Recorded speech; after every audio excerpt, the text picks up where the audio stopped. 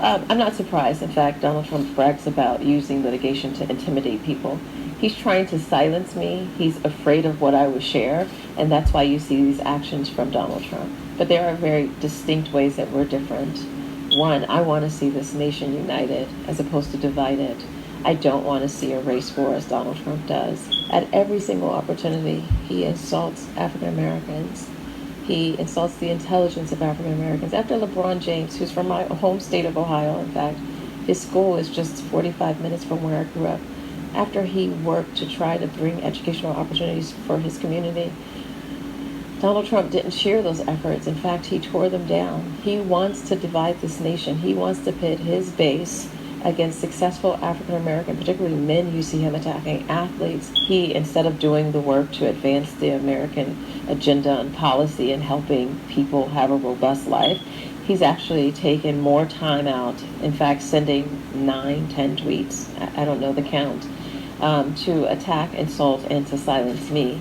It makes me very, very concerned, and I think all Americans should be concerned that the United States president would behave this way and would be... You voted for, imagine Bill Clinton. I did. And I you did, in fact. were you a Barack Obama supporter too?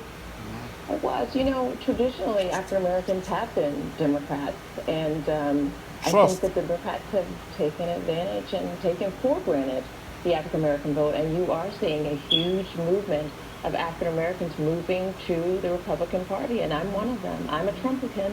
I have not heard that. That's the first time I heard that. Proud Trumpican. All right, now I have to... I don't trust you.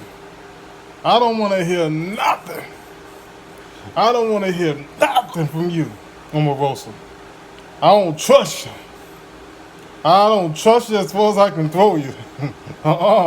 Because if you were really about it, you would have took that job down in the beginning. You're an opportunist, capitalist, and God gonna get you.